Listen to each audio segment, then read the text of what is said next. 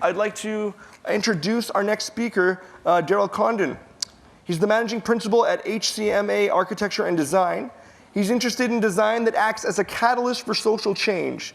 He successfully created public spaces across Canada and beyond, including recreation centers, pools, fire halls, and libraries. And after 30 years in business, he's asking the question, what next? His intention is to push and innovate, creating spaces which leave lasting legacies in our communities. So with that, please give a warm applause to Darryl Condon. Thank you.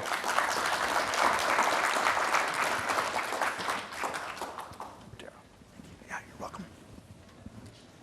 Well, thank you. Thank you for the introduction, and it's a pleasure to be here. And I have to say, it's a bit daunting to follow Rick Hansen on the stage. I was telling some people yesterday that a few years ago I spoke at a conference and I went in right after David Suzuki, and it's feels a little bit similar today. But anyways, hopefully I won't disappoint you. So I'm here to talk about the cost of accessibility and really bring some learnings from a study that we've been doing with the foundation around the implications of pursuing accessibility and using the program in creating buildings in the built environment. But in many ways, a subtext of what I'm talking about is the need to change the rules and for us to think differently. One of the things that you hear about when you're confronted with the questions and the balancing and the different things that we have to accommodate is that why are we doing this? It's only such a small segment of the community, and why is this important? So for what I'm going to share with you today is a little bit, it's kind of got two components. The first part is I'm going to share with you why I believe this is important and how our firm is integrating these notions and the program into our work, but also then the results of the study. So as I start, it was interesting to reflect on some conversations that are ongoing in our office. We recently had a client who expressed their concern about the term diversity. They didn't like the term diversity. They preferred to use the term inclusion. And this started this sort of discussion in our office about the difference and why was this important. And of course, lots of people have different definitions of this, but when we think about all of the ways that we need to encourage diversity in our societies and in our communities, in our offices, in our organizations. So this is the way we understand it. We understand it as diversity is what you have. It reflects the state of your organization, of the situation. And from our standpoint, it's unquestionably a key goal. We want to accommodate as many people as possible and be respectful and to integrate the richness, the full richness of our society. And for us, inclusion is what you do about it. What are the steps you're taking to encourage diversity, to support diversity, and to have a diverse community? So a little bit about my firm. We're based in Vancouver. We have offices in Victoria and Edmonton, and we're very fortunate because many of the projects that we do, which are scattered across the country, are for the public sector. So we do a lot of community buildings, primarily or at least predominantly public sector clients. And it's important because what we find within the public sector is a real appetite for this conversation. At its very core, public sector organizations are providing a social good. And so we're seeing absolutely no resistance to having these conversations with our clients. And it's also important because it's really sort of underpinning and helping to shape our ideas and philosophies as a firm. So just before I go on, how many, if you just by show of hands, how many architects in the room? Okay, so quite a few. Okay, good.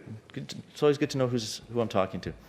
So that'll be important in a moment. So we're about 100 people, which is a wonderful number when you're looking at ratios and you're looking at percentages within the firm. And so we are about 56% women, which is important on a number of levels. Obviously, for those of you who don't know, the architectural profession has got a real diversity problem, many types of diversity problems, and certainly gender diversity is one of them. And so for us, there hasn't been a day in the last 5 years where we haven't been predominantly women in our firm.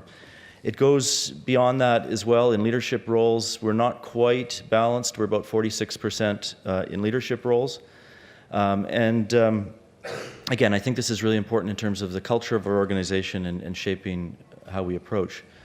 So when we think about our 100 people and how many people within our organization are disabled or have barriers, and of course, this is a really hard thing to answer because while no one presents obviously with a disability in our organization, which is in itself an interesting thing to reflect upon, we know, given statistics, given everything we know about all the barriers that people face, that there are so many people that have barriers, oftentimes invisible, sometimes temporary, sometimes permanent. And so for us, it's important to reflect on that even though nobody in our organization presents and declares as physically disabled, we know that there are all kinds of barriers for people coming into our organization. And so for us, this is a really important thing to reflect upon because we know that many disabilities aren't visible or barriers aren't visible. So another reason why this is important to us is around our belief of some of our central goals. And sustainability is, of course, a key issue for all of us. You know, we are in the midst of a climate crisis, and we talk a lot in the sustainability world about the triple bottom line, the need to balance social, environmental, and economic conditions to have a truly just planet. For us, the reality over the last 25 years, and while we've made really good progress on environmental issues and at the same time much more progress is needed, there's been much less emphasis within the built environment on particularly the social aspects and the way to have better social outcomes in our work. So for us, we stopped talking about the triple bottom line of sustainability because we see that those different factors are actually not individual. They're not unique. There's no silos. That design strategies or behaviors that affect one affect others. And so for us, it's really about being responsible designers. It's really about integrating responsible thinking. And so for us, this conversation about how do we make our buildings more inclusive is really embedded within an underlying philosophy about really trying to be responsible in our work. So we're a purpose-driven firm, and our purpose is to maximize our positive impact. And that really is driving many of our initiatives. But to tell you a little bit of a backstory for me personally why this is important is reflecting on a project that I did about 22 years ago. It was Walnut Grove Community Center in Langley. And I was young in my career. I was the project architect. I was very passionate. I put all kinds of effort into this project. And it coincided with the birth of my daughter. And this was, I was really proud to take my daughter to the facility, use it, and it was really interesting. And then one day I got a letter from a mother who explained to me, first of all, congratulating me on the project, and then explained to me why, because of the particular nature of her daughter's barriers, she couldn't use the facility, and that it was inaccessible for her. And this really hit me hard. This really was a challenge because I'd followed the rules. It met all the codes. I did all of the things you were supposed to do. And yet, here I am, a father with a young daughter, and here's a mother with a daughter who can't use the facility. And I said, wait a minute. We can't simply follow the codes. We can't simply follow the rules. We have to change the rules. We need to think differently. And so since that time in our work, we've been working to try to find different ways of going beyond and integrating a broader range of strategies. And that's why a program like this is so welcome for us, because it gives us structure, gives us ways of amplifying our work and pushing beyond. So another motivator for us is that there's certain things that we just need to say no to. We need to start calling out. And for this is maybe a little bit more relevant for the architects in the room, but there's elements, aspects, things that get celebrated within the architectural community that are completely unacceptable. So this is a little backstory. This happens to be the bank machines that I used for about 20 years. And after about 10 years of going into this bank and using these tellers, I noticed that on the right-hand side, there was the wheelchair indication. And this really surprised me, because I thought I was sensitive to these things and aware of these things and building, shaping the built environment. And I said, how come I hadn't noticed this? And so I started looking more carefully at the situation. And what I recognized was that it was the exact same teller machine. The only difference was that one of them was mounted an inch lower. And so I asked myself, I said to myself, this is crazy. Why don't we just mount them all an inch lower and call them all accessible and take off the symbol and stop creating distinctions? And of course, for us, we really try to do that. We try to make accessibility with dignity, and so that wherever possible, it's not about creating something different, it's about doing it for all. Now, I should say, more recently, I gave a talk on inclusion at a conference in Denmark, and I shared this example, and afterwards I had somebody come up to me, and the conference was organized at a facility that is run by the sort of equivalent organization in Denmark that supports people with muscular dystrophy. And the person that was giving me a tour of this facility explained to me why, for them, this issue had a different meaning. And it was explaining that with muscular dystrophy, that once you sort of go down or sit down, it's really hard to get back up again. And so while for many, it might be appropriate that they're all at one height, but that for some, they actually should be higher. And of course, there was a couple of reflections for me on that. One is that even in my generalization of the problem, I was embedding bias in the analysis, and that really what we're needing to do is not only remove stigma and barriers, but also provide a much wider response of challenges.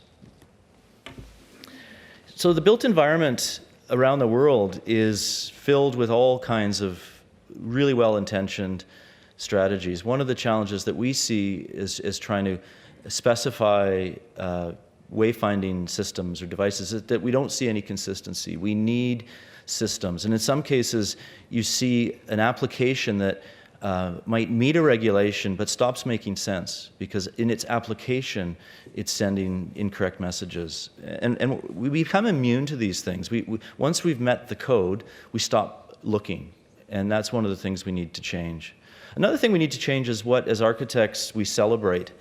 This is a recent project completed in China that, while very few people have actually visited the building, it got an incredible amount of attention and acclaim amongst architectural circles for its bold visual and striking forms. But of course, when you look at this, what you realize instantly, if you're paying attention, is that at its very core, it's fundamentally wrong.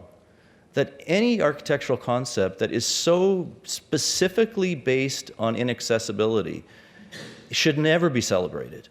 In fact, we need to be calling these things out. We need to be saying no, that that's just not good enough in our society. And yet we, as a profession, continue to celebrate things that at their core are wrong. And that's on us. Another example from Switzerland, another building of great acclaim, a library.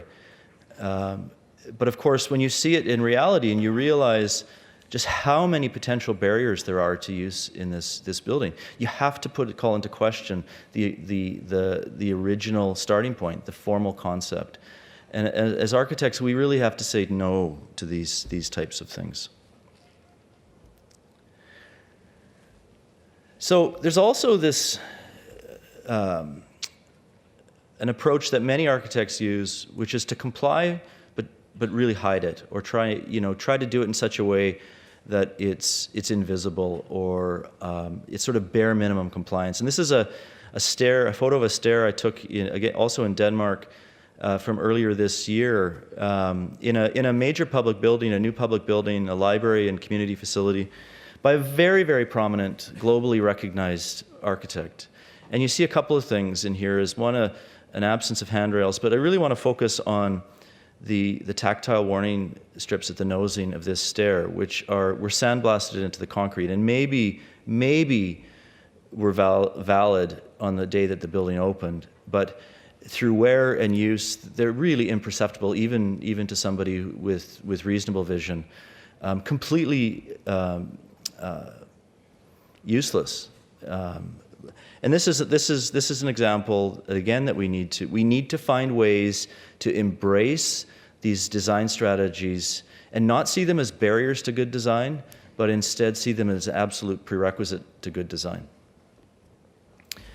This past week I was in Chicago, and there's a new Apple store, again by a very prominent architect. It sits in a very key location in the city, and this is their stair. So again, a very abstracted stair. If you've got visual challenges, it's very confusing. It's got this very, very thin line carved into the stone that is purporting to be tactile. Again, likely meets the code, certainly isn't good enough. We need to call these things out. Closer to home, had this experience, again, going into a nearby building to our office, going to the food court, and the experience of going into this for anybody that isn't completely able-bodied can be quite challenging. The doors are heavy, no operators. If you find your way in through these doors, which is one of the primary entrances into this building, you see this sign, and you say access to the center needs to be from a different entry. So perhaps that's acceptable. I would argue not. I bet it meets code. But that entry that is also part of this is 2 blocks away. It's, just to walk it is 3 minutes away. Like, how in our society do our codes allow that and say that is an acceptable form of access? These are some of the things that we need to advocate for greater change. These are just some examples. They're all around us. We need to, when we see them, we need to call them out. We need to be on Twitter and Instagram and saying, you know what, this is not acceptable any longer. Normally that comes in a little bit louder.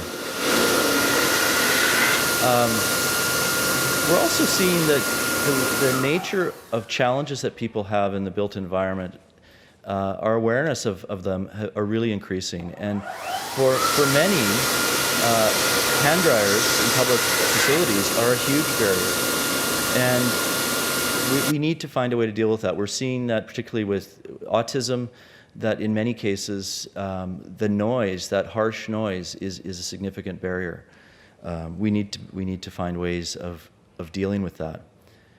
So this is an interesting one. We're currently doing some work for the City of Vancouver, analyzing all of their buildings and creating a strategy for making them more inclusive. And so on a tour, we shot this video, and hopefully it will play. Can you hit play on that? Because I think, yeah. Videotape this? Can you turn it up? I want to hear if they hear anything, and I'm going to get loud. Okay. Because we don't know. Okay, ready? Tell me when you're videotaping. If videotaping is on. Help! Help too! I need some help. Can somebody help me? Help 5. Help 6. Help 7. Help 8. Help 9. Help 10. Help 11. That's it. Okay? So what do we think happened? Yeah? Do you have,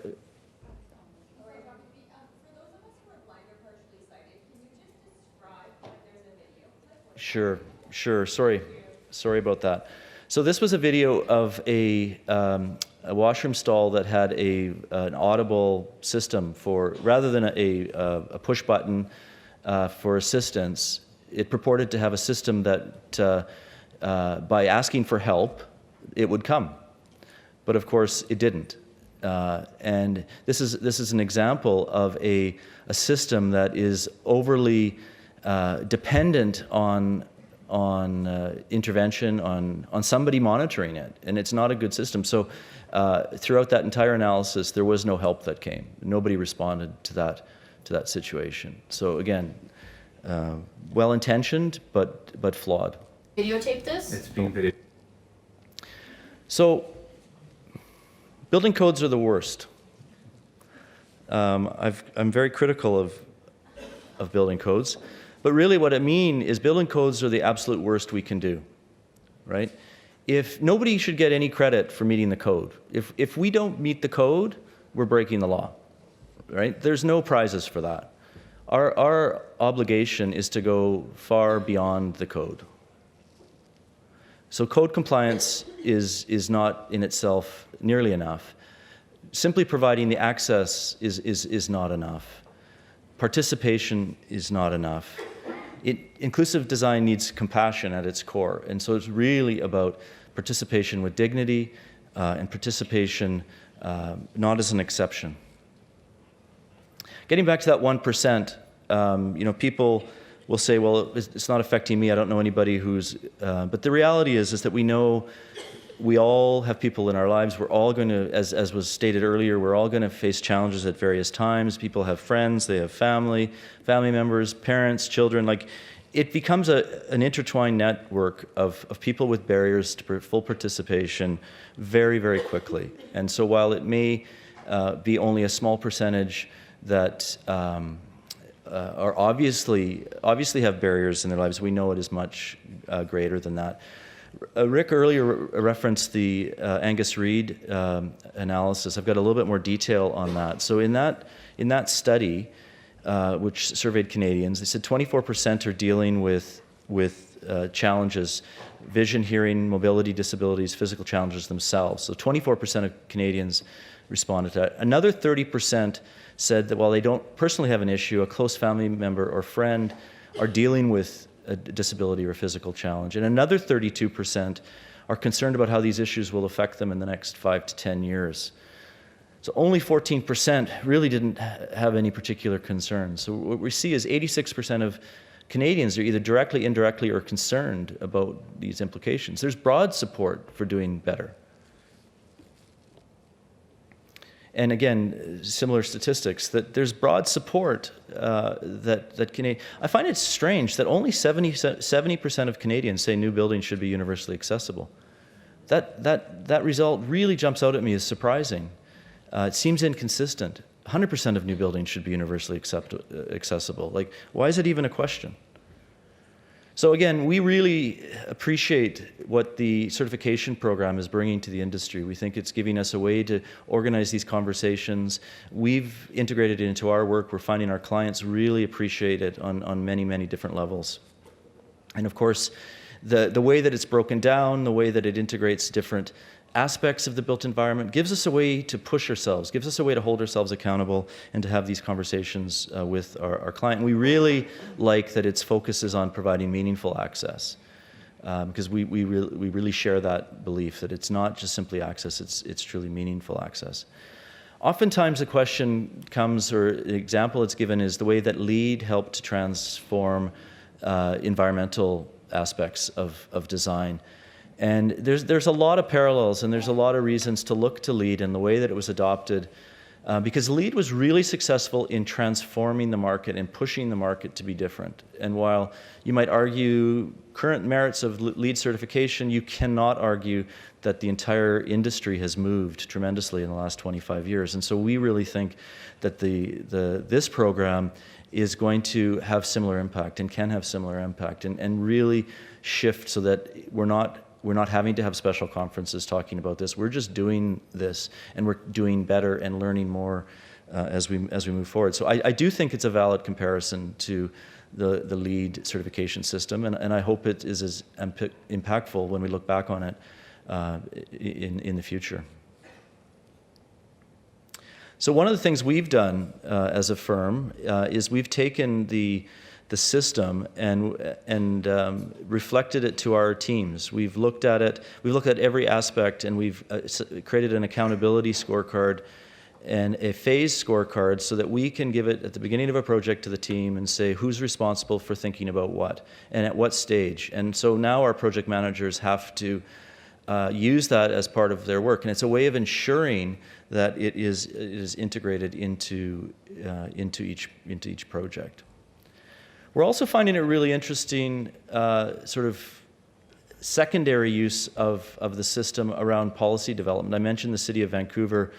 We're doing a universal and inclusive design study for the City of Vancouver, and they had their buildings assessed. And so the assessment information has become the backbone of this study. It enabled us to, again, use that information in a different way. It's not simply about understanding if it can be certified, but really to help inform a policy that is about looking and creating a strategy citywide for increasing the inclusion and inclusiveness of their buildings. So we're currently in the process of just finalizing that and using a similar approach to taking the categories and assessing and creating priorities on a building by building basis.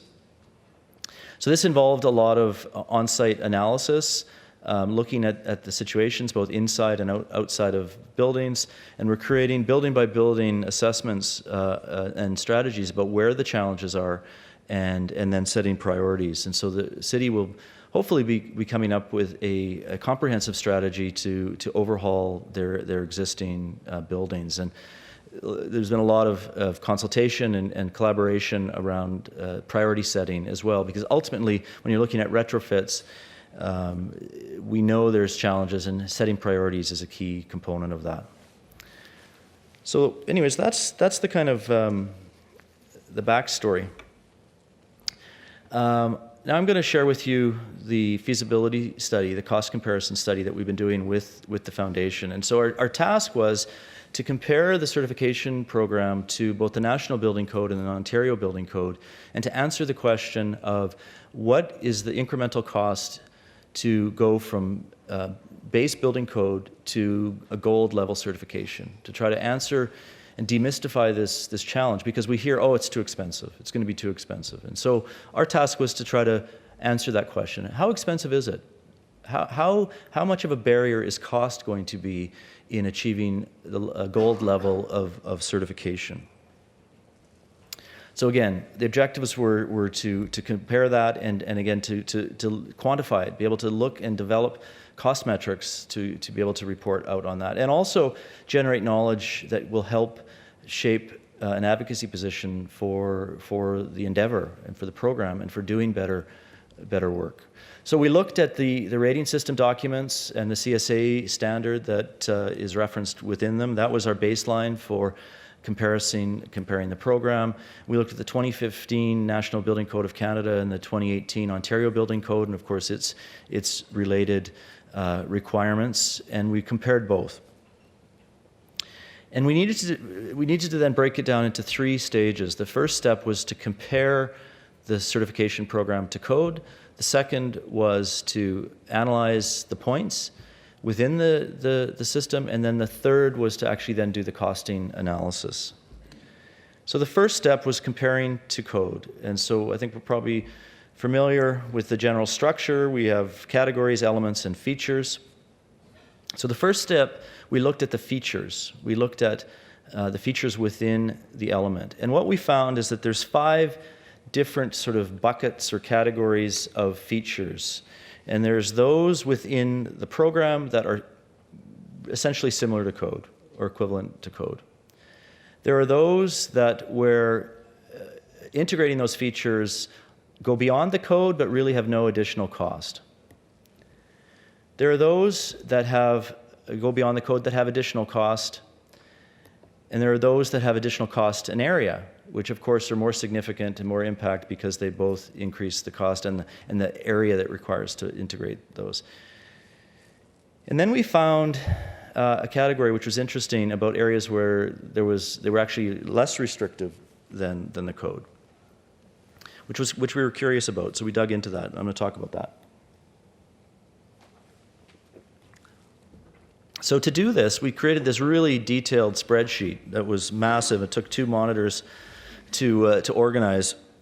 And we looked line by line within the program, comparing the program requirements to the code requirements. And this will be an appendix of the report, so it'll be available and viewable. But we looked at all those different types of categories, item by item. And the detail on the screen is going to be impossible to read, and I don't expect you to read it, but this is just an overview summary of the comparison of the program to the NBC. And you can see, for instance, taking the vehicular access element, that of the 13 features, 2 of them comply or consistent with the code, and then 3 have no additional cost, 4 have additional cost, and 4 require a different area as well.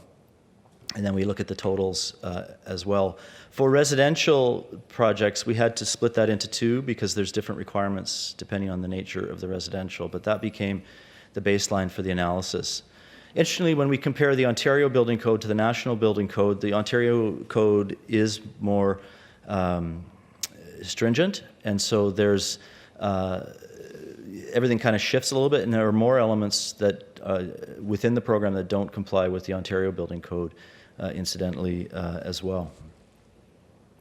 So where is it similar to code? You can see it in these diagrams that it's the sort of white boxes on the left-hand side of the images. So it's actually, there's very few, it's a low percentage of features that are similar to code. And some of those examples, just for clarity, things like riser height and tread depth and signage requirements and the force required to open a door. Those are the types of things where the program and the codes are pretty consistent. As I mentioned, we looked more specifically at where is the code, or where's the program less stringent than code, and why might that be? And we found a few different things. I mean, there's it's significant. It was 4% in the Ontario Building Code and 1% in the National Building Code of features that aren't fully code compliant.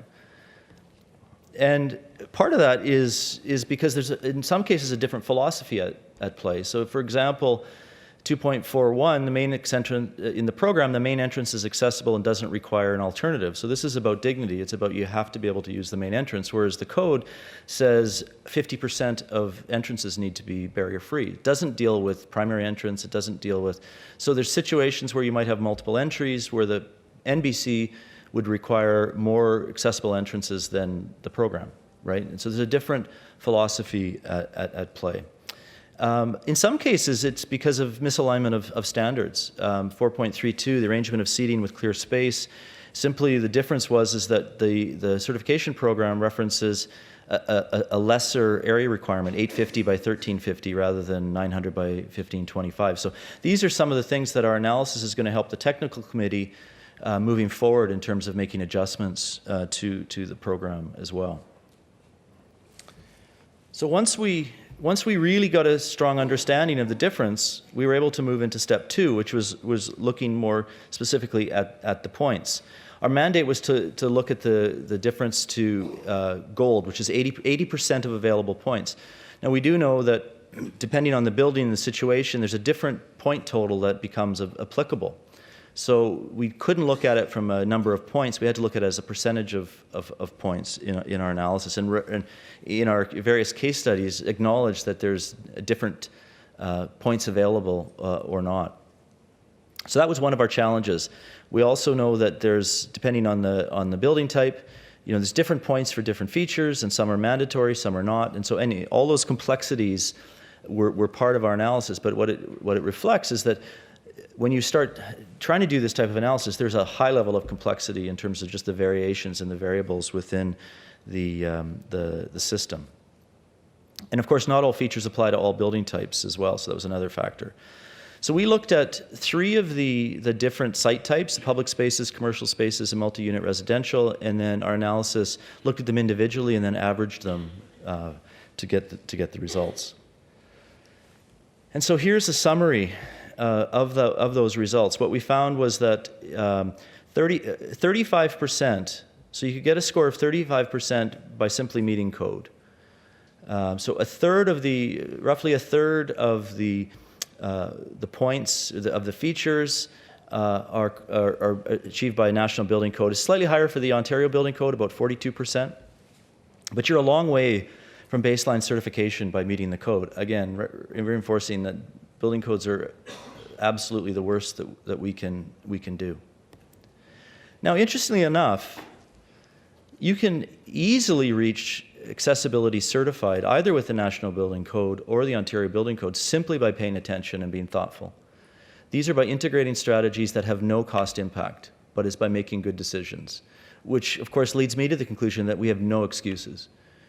There's no excuses not to be able to reach a certified level in our environment. There's no cost increase. So to reach a gold level certification, you're in that category of things that do have added cost.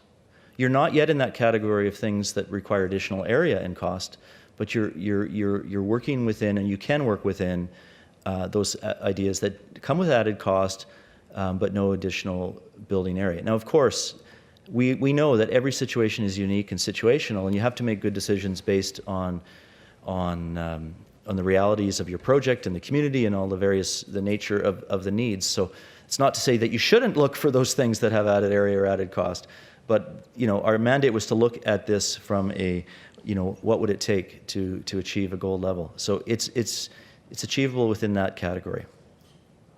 To get 100% of the points, and so if our goal is to meet all of the requirements of the program, we're certainly into areas where there are extra area and extra costs. So that's where we start to see the cost ramping up is to achieve 100% score. But again, in the thoughtful design category, there's just so many things, and this should be, I think this is probably obvious to this audience, that there's so many different things that we can do just by being aware and paying attention to achieve that base level certification. Sometimes it's about installation height and location. Selection of materials and finishes is an easy one, and color and contrast is one that, speaking as an architect, we're really bad at respecting. And it's an easy one. I mean, you specify one paint, you specify one, there's really no excuse. Sometimes it's hardware or furniture selection. The sad example in the image on the right of the woman in the chair using a self-checkout in a library where everything is good until you realize that the screen that she's supposed to be looking at is facing up and she can't see it, right? So one of those situations where I'm sure it met some standard and requirement, but it just simply isn't good enough. Here's some other things we came across in our analysis. So the image on the left is an accessible piece of fitness equipment in a public fitness facility. Great, they've got an accessible piece of equipment, except you can't get to it, right? Because there isn't enough room. Or the recycling bins that are situated in the hallway such a way that they create a barrier that somebody can't get past. Or the classic, put the garbage can underneath the paper towel dispenser so you can't reach it, you can't access it. Or doors that, while they might meet code, can't actually be operated consistently. So, I mean, these are all over our built environment. A little side story. In one of the things that comes up in our analysis is stages, like in theaters. Stages like this, where we do have access, are notoriously, in all of our analysis of the City of Vancouver facilities, not a single stage is accessible. But I'm going to share with you an example of a high school project that we did just outside of Victoria, and how we handled that with just careful design. So as you see here in the section, we aligned the stage with the sort of circulation concourse, which enabled then direct access on the wings to the stage. Didn't impact usability as a theater. In fact, it just made it more usable by others. And so on the side wings, you have these direct routes that provide direct access to the stage. Wasn't hard to do, but provided a very dignified and immediate way to use that facility. So then the third step was to then do the work of the costing. As I mentioned, we did the 3 site types. There was 7 case study projects, 3 in the public, 2 commercial, and 2 in multi-unit residential.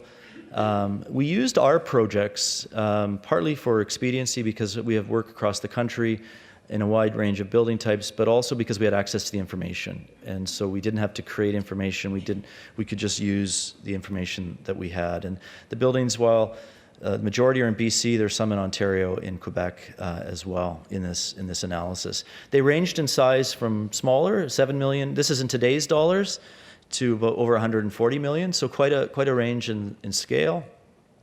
And some of the assumptions were, in the baseline costing, we stripped back those designs we didn't cost them as they integrated what we would consider at the time best practice. We stripped them down to what would be a minimal code compliant building. That's an important distinction that I'm going to get back to. We only dealt with new construction projects. And we excluded those features that are really outside what we would normally define as a construction cost, things outside the property, furnishings, things that are handled in a different way. We updated all the costing to 2019 using a Class D costing level, and we adjusted them for location differences as well. And so that was done with a quantity surveyor, cost consultant, doing all of them consistently using the same methodology for that. The size range, again, from about 2,400 square meters to 3,750 square meters. The first project was a secondary school in Prince George, Duchess Park Secondary School. And interestingly enough, just jumping to the conclusions, the differential between building code and gold was 0.6%, and Ontario building code would have been 0.5%. So in Ontario, half a percentage point of construction cost would need to be dedicated to providing gold level certification, which is a very, very small number. Some of the examples some of the impact, providing weather protection, sheltered for designated car spaces, providing shelter for weather protection at entry. So these things are not mandated by the code, so we then applied a cost. And now I should say, however, this is where this issue of best practice comes in, because we actually already did some of those things. Like, we already had weather protected entrances. There's very few buildings that wouldn't do that as a normal course of best practice. So in many cases, the cost increment is actually much less because we're already doing many of those things. We just may not be doing them with clarity or within intent. Other types of examples, handrails incorporated into both sides of hallways. That has a cost but no area. Seating at regular intervals, again, a cost but no area. So anyways, we looked at the buildings each comprehensively and tried to understand where would additional area be needed and what additional features would be needed to code. And sound dampening, this is an interesting one, dealing with the issue of acoustics. That's something that I think is not done very well generally. Which is interesting because one of the things I gave you the example of the Walnut Grove Community Center project that I did 20 some odd years ago, and yes? Sorry, I just have a quick question. So if I'm understanding this correctly, you and your firm did these like site assessments, so to speak, on these buildings? For these buildings, they were drawing assessments. We didn't, so we looked at the construction documents for the buildings. We didn't do physical on-site assessments, so they were spread out across the country. We looked at the drawings and compared them to code. So it was a drawing-based analysis based on what would have been built and tendered at the time that they were constructed. So that was the methodology that we utilized. Okay. One of the things that, just as a small example, we learned in some of our early days of asking different questions was about hearing assistance, particularly hearing loops, and how easy it was to incorporate technology for hearing loops into public buildings. And so that's something we've done on a standard basis for the last 20 years with a very, very minimal cost. The community center was in Oshawa, Ontario, and also in just outside of Montreal in Saint Laurent. So we looked at two different community center projects. And these had a slightly higher incremental cost increase. They were about 1% increase to National Building Code and 0.8% to Ontario Building Code was the additional cost needed to get to gold level certification. Some of the strategies that we needed to accommodate in that, for instance, providing adult change tables, adjustable height adult change table, which isn't generally it isn't done consistently in all facilities, so that's an additional area and cost item as an example. We came across this quote in the Changing Places study, an interview that you don't want to know how many bathroom floors I've laid on in my life, and that's a really sad quote, and I think is something we should really be reflecting on in our buildings. But anyways, moving on. Other examples are ramps and mechanical lifts into pools. So those have an extra area requirement beyond code. They're not mandated. Refuge areas is another requirement within the program that goes beyond code, and that multiplies over multiple floors. So those are some of the examples of some of the features that and the impact that they have on design. We did an office building in New Westminster, British Columbia. Interesting enough, if there are people in the commercial real estate world in the audience, it was actually very, very cost effective to go from building code to gold level certification. 0.4% in National Building Code and 0.3% in Ontario Building Code, and I would argue that it's less than that because of things that are already being done as well. Examples of that, some of the cost increases were related to, for instance, providing a height clearance over accessible spaces of 3 meters. That goes beyond what is typically done in parking structures, so that will have a cost. Some of the things that weren't included, for example, are providing adjustable height desks, because that would be a furnishing item. So we didn't include that in the construction cost, but of course that, when you multiply that over the height of a building, is just something to be aware of. We did a temporary housing project. We analyzed a temporary housing project in Prince George. And here, partly because there's additional requirements, partly because it's a smaller scale project, and the nature of it, we saw higher increases in cost, just under 2%, 1.9 to National Building Code, 1.8 to Ontario Building Code.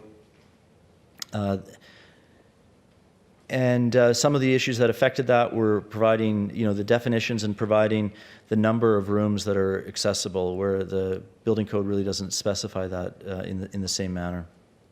We also looked at high-rise residential. This was an example in Vancouver. We saw a very, very low cost differential, which was very interesting. You think about how many people are living in high-rise residential buildings with different and aging and going through different stages of their life, and we're looking at 0.4% cost differential from building code to gold level certification, both with the National Building Code and the Ontario Building Code. Some of the things that did have impact were refuge areas in each stairwell, which again multiplies out over every floor. And an interesting one was the maneuvering space in front of, in the kitchens. So there wasn't enough space for maneuvering, so you'd either have to push the part of the kitchen out into the space, reducing floor area on the functional on the other side, or make larger units. So there was an area and cost increase. But again, even integrating those types of things, it was quite low overall. We also looked at an affordable housing project, this time in Victoria, a smaller scale wood frame building. Similar to the temporary housing, it was just under 2%, 1.9 to the National Building Code, 1.7 to the Ontario Building Code.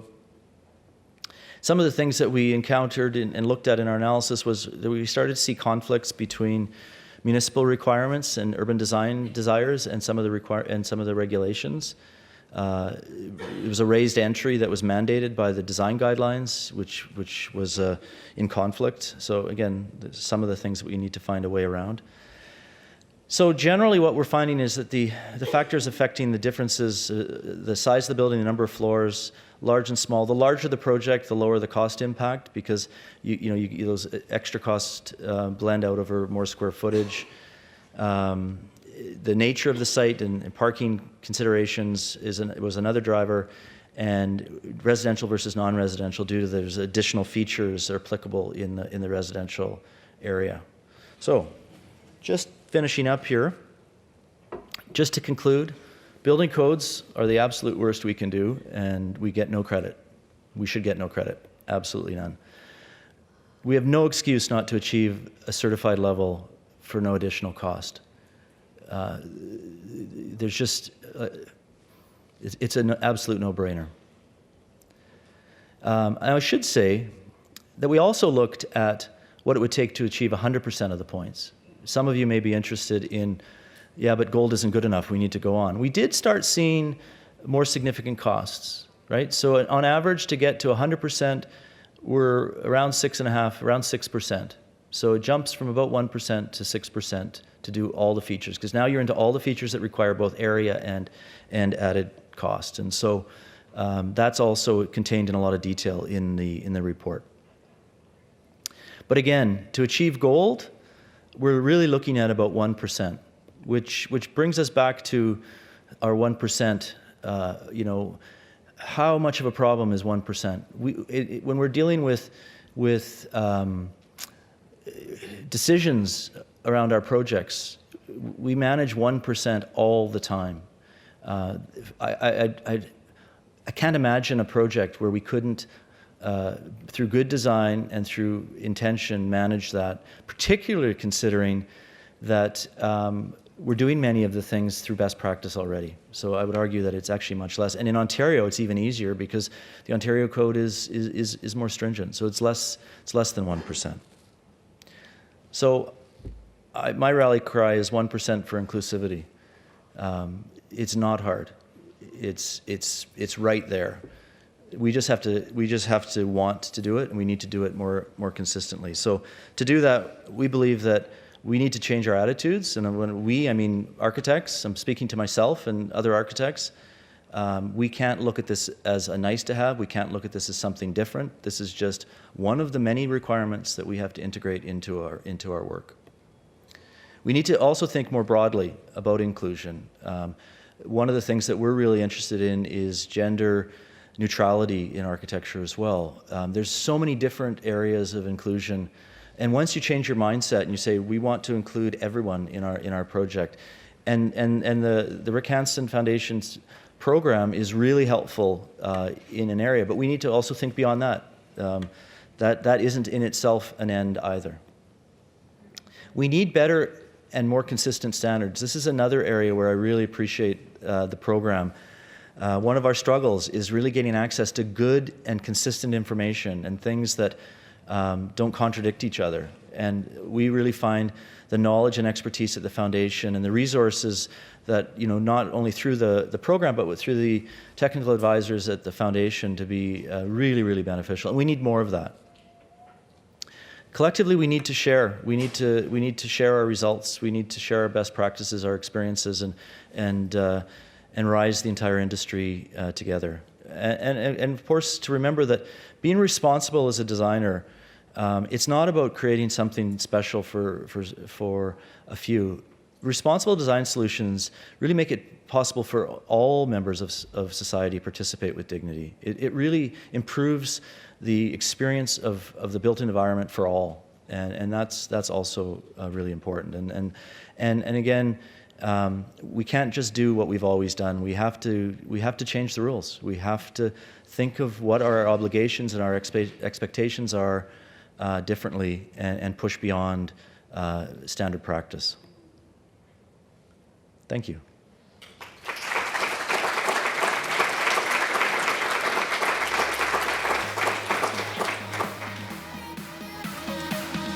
So I think there's some time for questions. Is that on the agenda now? Yes, it is.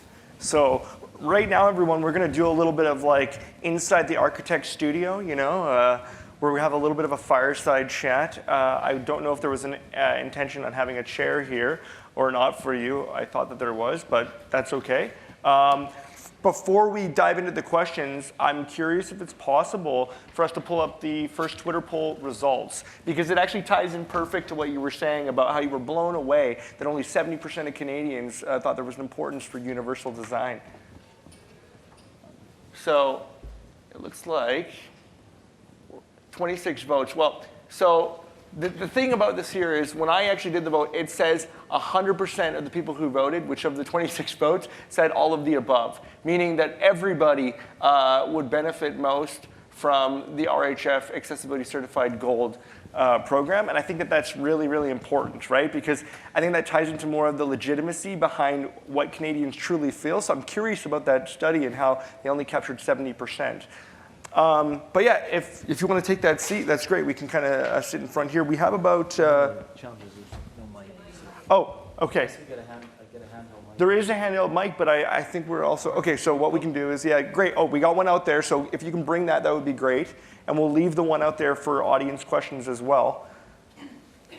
you never know how active and engaged everyone's going to be. So I actually did go ahead and prepare some questions in advance. So I might ask you the first question, and then this is really all about everyone in the room and the questions that you have, because really we want to dig deeper on this as a group.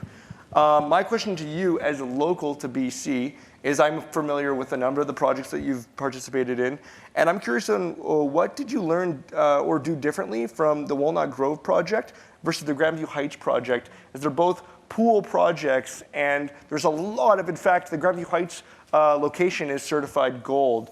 So maybe you could speak to that and give people some context who maybe don't know those locations. Yeah,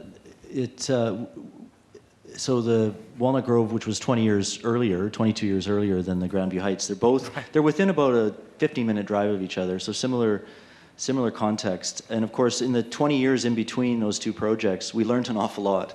And for us, it's been an accumulation of knowledge, project to project to project, both learning from people that are using facilities, listening to try to understand what are the barriers to use, talking and working with accessibility advisory committees and communities across the country, and just always being on the lookout for those little design strategies. So there's just, like, if we compare those two projects side to side, there's all kinds of small strategies, but also I would say that we were far more understanding of the needs, like for instance of the rooms that are required for adult changing, right, providing adequate space, providing greater space, and really just a broader attitude of universality. For instance, the change rooms in the past, we're used to sort of men's and women's sort of traditional gendered, and then what we used to call family change rooms, right, where you would accommodate people with disabilities, right? That was the sort of mindset at the time. Yeah. It's very different now, where we go with over 80% of the change areas are universal, and then smaller areas that are gendered, right? And so, and of course, either way, there's accessible amenities within and services within each of them, but we're also dealing with things like gender diversity and things with universality as well. So it's just a much broader understanding of the range of barriers and diversity. Yeah, especially as you say, like the landscape in terms of how we define diversity has changed so much in the past 20 years, I'm sure, which impacts your work. But the thing that really stood out to me is, again, what you said, you drove home, that 1% only of increase of cost, which is next to negligible, and it means that you're actually going to that meaningful access piece, which I think is so, so crucial. So yeah, enough from us. Let's go to the audience if you guys have any questions. And there is a mic runner somewhere, wow. Okay, this gentleman here put up his hand first, so let's maybe come over to you and we'll work our way over. Hi, folks. Thanks very much. Nicholas Luff from Pedesting. Really appreciate your chat. I had a quick question just about size and scale. And forgive me, I'm not an architect, but I'm really interested in knowing, based on the research that you've done, is there almost a threshold of size of building from which you compile your data? The reason I ask is I'm trying to better understand if it is 1% for us just to get to that gold standard, what about some of the smaller buildings, and what would it take for them in terms of a percentage to reach that same gold standard? We certainly did see a correlation between the larger the building, the lower the costs. Some of the smaller buildings, we saw numbers that were closer to 2% of added cost. But again, we didn't do the analysis that would say, what are we doing already just under best practice? Like providing weather protection at entries is pretty standard. So that's why I'd argue that even though the pure analysis would say it's closer to 2% for a smaller public building, in reality, I think it's less.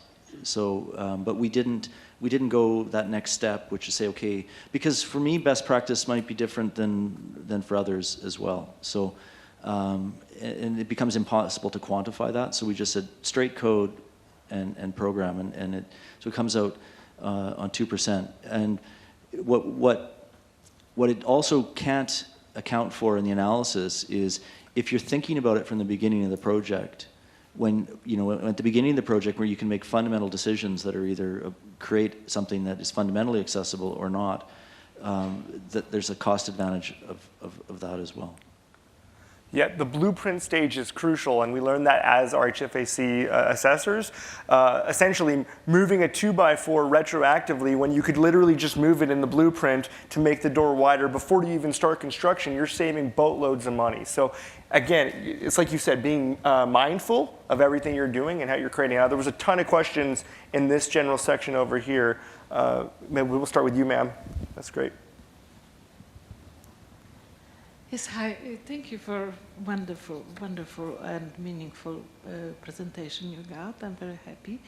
I'm representing here a York Center community. I'm coming from North York, where we would like to actually do together with the community very meaningful funding decisions to create a project we call now, this is working title, Seniors Health Village, inside the bigger development, which is planned now at the very early stage by Crown Corporation. My question to you is, what would be your advice?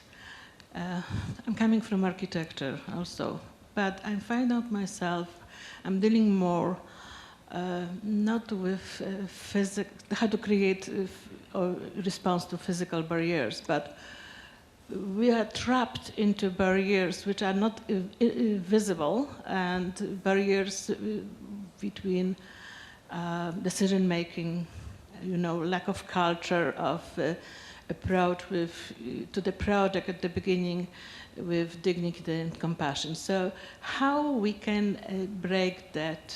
What would be your advice? Faster. Certainly by having the conversation at the beginning of the project, not when you're about to enter construction, is the first part. In my call to action at the end, the first thing I said is it starts with our attitude changing. And we don't question whether or not we need to make the structure work. We don't question whether or not it has to be effective in an earthquake. Like, there's so many things we do that don't get questioned that are important, right? So it really does start with attitude. And then, but the earlier the conversation, because it's like anything, as soon as things start getting put down in hard line, other decisions start getting met, you get all kinds of resistance, right? All of a sudden, as you say, moving, and it has to be really early, because you get so much inertia on a project, right? And things get sort of set in stone very early on, and you'll come up with so many unnecessary barriers to change. And so you need to have the conversations right at the beginning and start with fundamentally sound and responsible design solutions. I think that's the sort of best advice I can give you in the 30 seconds or so. This is what we try to do, but it's still big resistance. It's not enough in media, I think, or in general. Well, and I do think that one of the benefits of the program, and I think one of the benefits that we'll see from the study, is to really eliminate the argument that this is difficult and costly. The study very clearly shows it's not. So I have a lot of confidence in my colleagues in the architectural profession that if they see that, I mean, nobody wants to do bad work, right? So if we can help, and so I think the advocacy role of a study like this is also really important, and it'll help convince people to say, you know what, it's not something that is going to be onerous. It's not going to make my project bad, right? It's just something we need to do, and we need to just make it normal practice that we just do without paying attention, but like there's so many other things, but not really shine a special light on it is what I'm saying. Yeah, I think it's really interesting. I wrote down a bullet point here about how are any attitudinal barriers addressed with clients, but I think you really addressed that. I think making sure that we have the circumstantial evidence to show that it's actually going to be a cost saving, especially for business leaders or for people who are building managers, to know that they're not only going to have a cost savings, but now you're actually welcoming your entire environment for everyone to now spend their money at your location or your resources. I think that's really incredible. And for architects, who doesn't want to know that your building is one of the most loved buildings because it's now universally designed for everyone, right? So just a couple points on that. Yeah. What we're finding within our public sector clients, whether they be municipalities or schools or universities, this is already an active conversation for them. Good. So we're finding that the openness and the desire for this is, like, it's not a difficult sell at all. Because they're already, in most of those organizations, dealing with these issues with their councils, with their boards, right? So this is actually really helpful. And so we're not seeing any resistance in the public sector at all. Reflecting back on the market transformation that came about through LEED, the tipping point, I would argue that the tipping point was when the upper levels of government started to mandate LEED certification as a requirement. That's when people started paying attention. And I don't think there's going to be resistance within the municipal and a lot of public sector organizations, but if we could get some of the large provincial and federal tenants, because they control a lot of, at least a lot of space, to mandate these requirements, I think that could be the tipping point that would, because the study also shows that the cost increment in an office building is really low. Yeah. Right? So if I really think that the public sector tenant has a role to drive change, and I think it fits with. But you know, that's me on my soapbox. But Sure. I think that's the type of thing that will really help drive change. Well, good news is, and we'll pop to the next question, Brad McCannell, who's the VP of Accessibility for the Rick Hansen Foundation, he actually was named a member for the Canadian Accessibility Standards Development Organization, CASDO, and that's for the Accessible Canada Act. So with you talking about that federal sort of approach and tying it in, because Brad's at the helm, which I'm so proud that Brad is a member of that elite group of individuals that's going to steer where our country is going for accessibility, I truly feel like every one of us are soldiers in our own community to go back and echo out that statement and address why it's so important. But to know that somebody like Brad is there, I think will address exactly what you just mentioned. Let's see here. Well, we still got plenty of time, yeah. Hi, thanks, Darryl, for your presentation. Really appreciate the study that you've done. My question focuses on what wasn't included in your analysis, which is existing building stock. I work for a municipality that hasn't until recently built a new building in over 20 years. And so all of our major facilities predate even the inclusion of accessibility legislation in the building code. We have a city hall that was designed before ramps and elevators and all of the other requirements came into effect as a requirement. How do you end up costing out the implications of retroactively improving those facilities? And I'll speak specifically to a project we're working on right now, which is to renovate the dressing rooms of a recreation complex, our only major recreational facility that was designed in 1983. So we've really had to go outside the box in order to try and find solutions to this. And I'm curious as to whether or not there's a vision to look forward to addressing that particular aspect, because that's the challenge everybody is dealing with right now.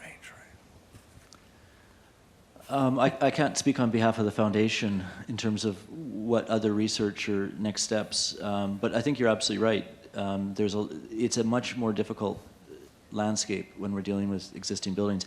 The work that we're doing with the City of Vancouver, the inclusive design study that we're doing for the City of Vancouver is an example of what's needed, right? Is looking at a range of facilities within an inventory comprehensively and developing, first of all, getting an comprehensive understanding of where those barriers are, and from that developing a strategy. But there's so many different variables, and every building is different, and different parts of the country.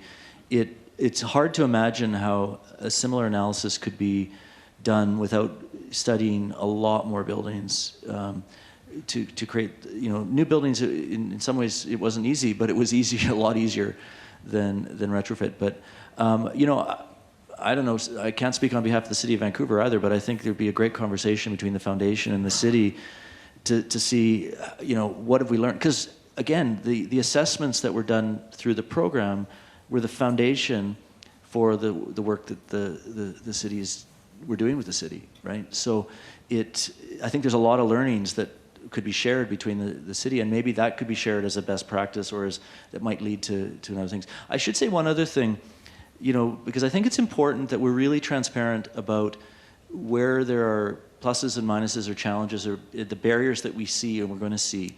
And one of the things that we reflected on when we were looking at the results is there are aspects within the program that are going to go against other worthwhile initiatives. For instance, greenhouse gas emissions, which are obviously critically important. And we're finding a lot of public sector clients really pursuing very aggressive net zero carbon and different types of approaches. And there are some aspects, not a lot, but there are elements within the program where there's the counter effect. For instance, providing additional lighting levels is an obvious one within the program. I think we need to be really open about that and be able to have a conversation and say, yeah, there are aspects that because people are going to encounter that. They're going to have a conversation, and if we could arm them with, okay, yes, you're going to have to make some tough choices, but here's why we think you should make this one. So that's another. So coming out of it, there's all kinds of potential other studies that can emerge, and the retrofit and how to help people in that area is definitely an obvious one. It's like you say, it's a constant teeter-totter, right? You please one aspect of things, and then another thing is affected for another set of codes or another type of program or certification, right? So I think that there is a balance there, but I think that if everyone is doing this with intention, we will actually find a decent middle ground where everyone's codes or programs will be met. So I think that's great. I don't know if the runner was looking for, oh, you had your hand up for a while there, sir.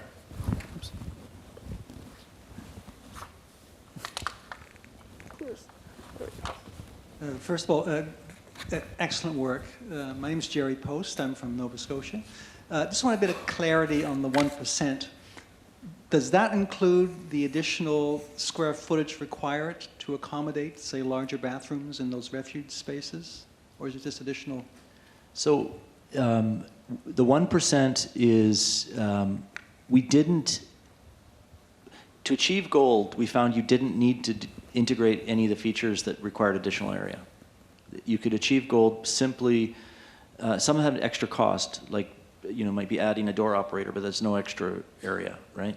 So you can achieve gold without any of the features that add extra area. Now that's not to say you shouldn't, or that in a situation by situation basis, you want to integrate. There's lots of good reasons to integrate features that have an area impact, but our mandate was to see, from base code to gold, what is the cost increment, and I personally believe, being involved in the study and looking at what we stripped out from best practice to building code, that those things that we want to add extra area would not be offset by what we're already doing anyways. And so I really do believe that by the time you did that, the 1% figure is still a valid number.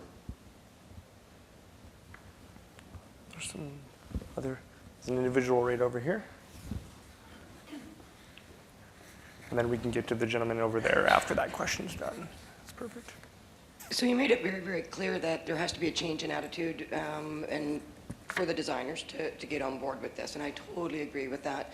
How do you have a vision of how that's going to happen across the country? How would you best reach all these designers and architects that have been doing it standard for 25, 30 years and convince them that this is the way to go? Well, I think it's probably more of a question for the foundation than for me. I think our study is one piece that is going to be really helpful to the foundation to create a strong advocacy message around that.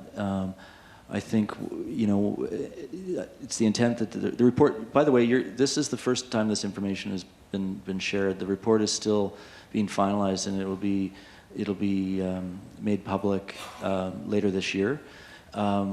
But I really think it's education, it's awareness. I'm also a member of the advisory committee for the program, and we've been having conversations about how to create tools that will help the design professionals become aware and demystify it. And so I'm not sure it's any one strategy, but I like I said, I really believe in the underlying compassion within the design community as well, that if people see that it's not going to become an unnecessary barrier, that it'll be adopted quite easily. Nobody wants to do bad work.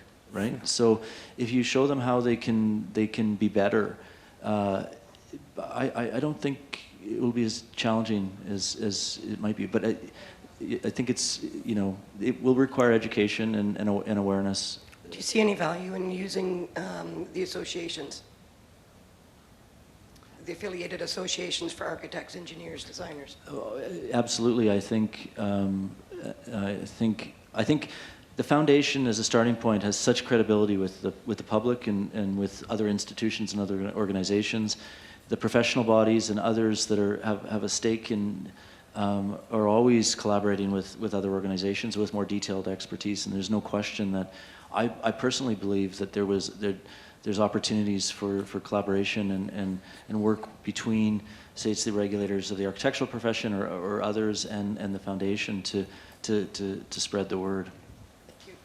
And if I might also address that briefly, I would say information in bite-sized chunks that can be digested in multiple different mediums, whether that's visual through infographics. You saw with the Angus Reid piece, some of the pieces that were pulled out of the percentages. I think like if we can assimilate that information into 1 to 3 page PDFs that summarize this info to arm all of you to go back to your various firms so that you can go to the decision makers if you're not the decision maker in your organization and show them the hard facts based on this information. And I'm sure that RHF, like they've done with the Angus Reid report, will continue to provide additional information and updated resources and graphics that could support that in the future as well. So, and then there was a gentleman just over there who had a question to the left.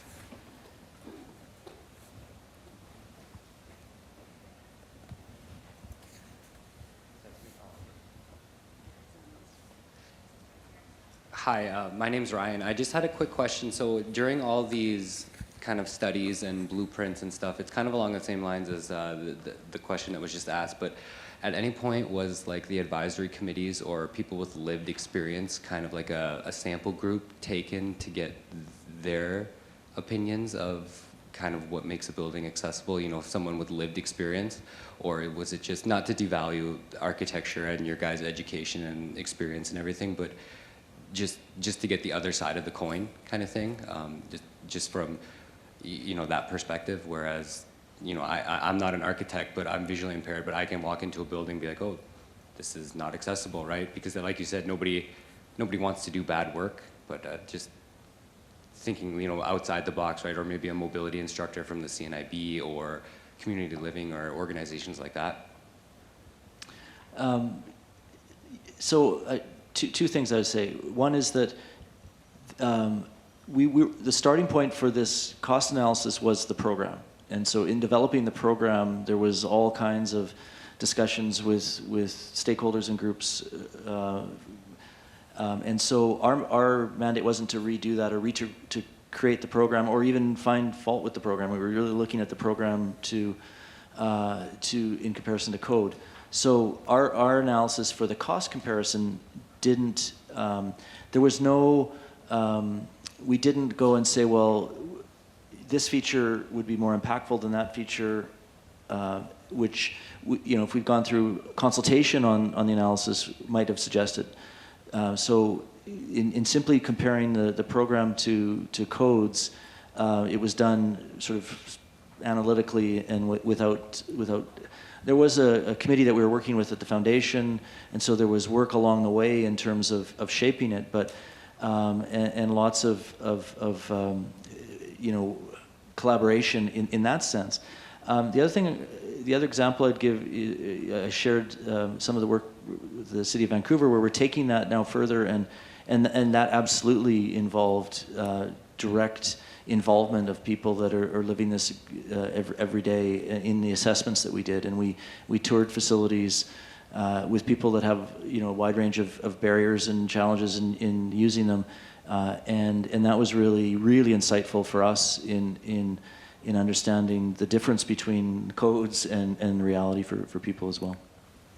And I can add to that in saying that when the questions that were being developed for the initial stages of the RHFAC exam, I was actually a part of the team at that time, and I can tell you that those questions are definitely not just fixated on one type of demographic or individual with disability. There was a lot of consultation and questions that were asked of many individuals within the disability community to ensure that when we're in a space, that we're looking at things like the amount of lighting, the lumens in a space, that we're looking at the acoustics in a space, that we're looking at the widths of the hallways. So we really did our best attempts to get as much feedback as we possibly could from those with lived experience to get the most holistic approach to the RHFAC exam and test and assessment. Yeah.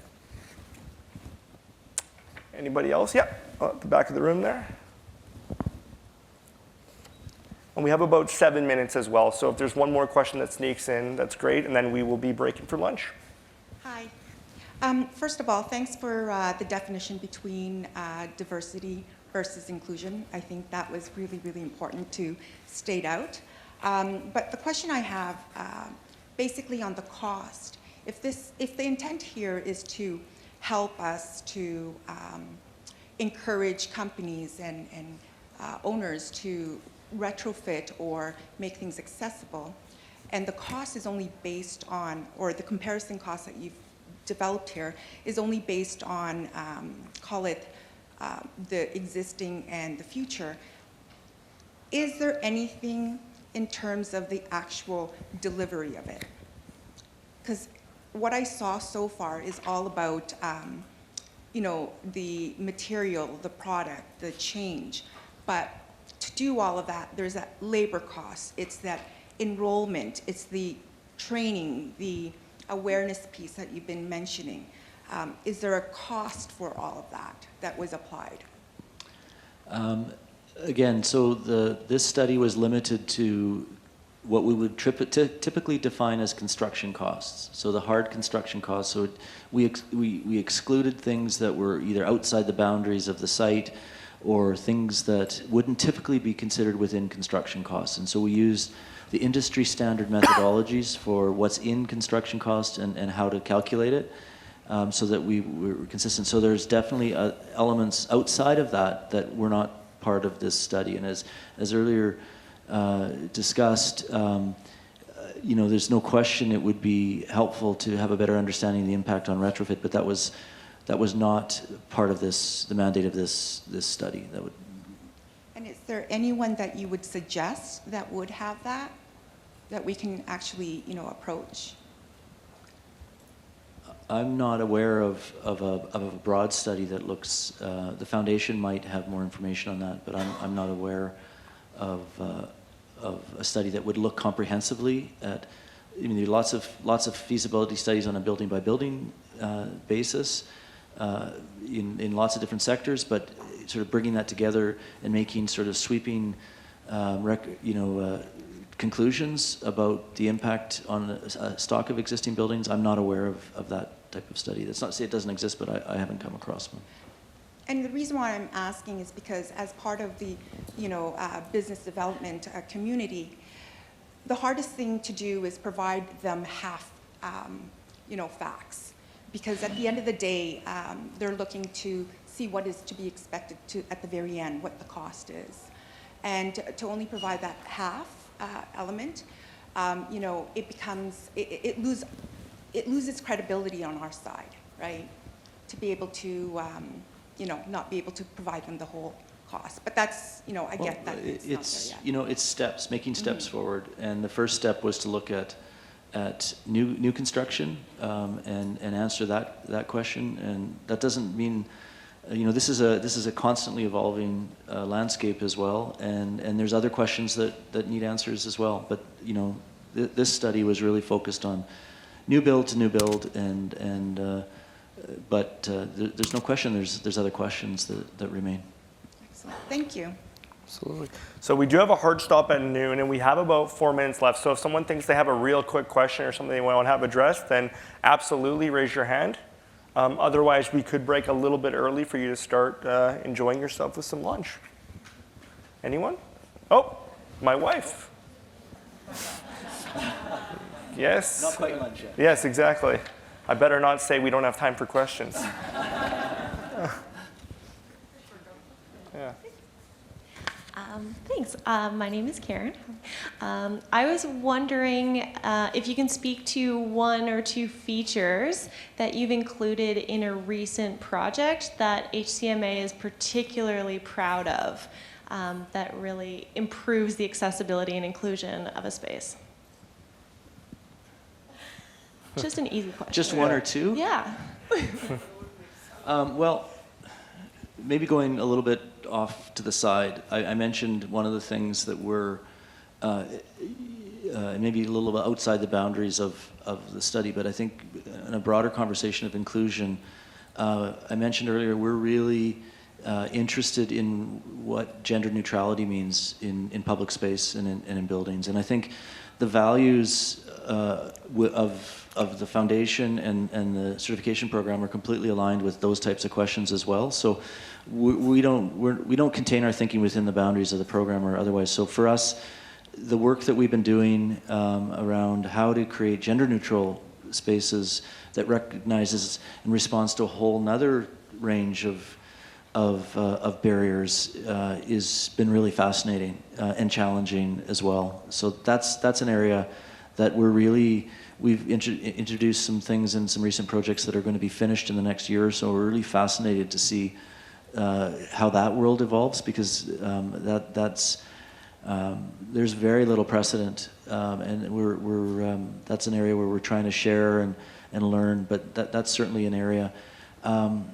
More specific to elements that would be within the certification program, there's just so many, you know. I get it's the sort of geek in me that when I'm with an advisory committee and somebody makes a suggestion that's got out of nowhere that says, you know, if you only did this, and this would be possible, right? So often those things are the smallest little tweak to what we know. And every time we get those small little bits of information and integrate it into our standards, it makes me excited, right? Because that in itself, that one thing, that might only affect one or two people, but over time, and you accumulate, and the more that we share, you know, it's just chipping away. And so sometimes it's the little subtle things that, you know, I mentioned in the talk, hearing loops, that's one of my, and we've been doing that now for over 20 years, where we'll put in the infrastructure for hearing loops, both inside and outside. We put them in public spaces, outdoor spaces, in different ways. And I've always said it's one of the most economical accessibility enhancements, and it affects a ton of people, right? So, and that came out of a conversation with an individual from a hard of hearing organization that said, "Did you know about this?" And I didn't, you know. And so access to those conversations are gold, and so we just try to add it to the repertoire. And if I may, just before we close out here, doing the beach access approach to like you did at Grandview Heights, where somebody in a wheelchair could like just roll right into the warmed pool area in a chair that's prepared for the water, let me add that. But being able to do that actually impacts not just the chair user, but also individuals can use the railings if they're in the aging population, if they have bad knees. So providing that ramp means that everybody has access to that same space, but now the wheelchair user is not excluded in the fact that they're able to roll in and enjoy themselves too. And you know, the other side of that's interesting is that ramp is also a play space. Right. That now you've got toddlers that can't swim that can sit in whatever depth they're comfortable with. And so a family might look at that amenity and say, I'm so glad that's there for my toddler. Yeah. Right. And somebody who needs needs to access the pool in a different way sees it in different ways. So those things they enhance the experience for everyone. And so many of the things that we're talking about, adding to our buildings, and when you're thinking, they just make it better for everyone. Absolutely. Everyone, everywhere. That's a great way to end.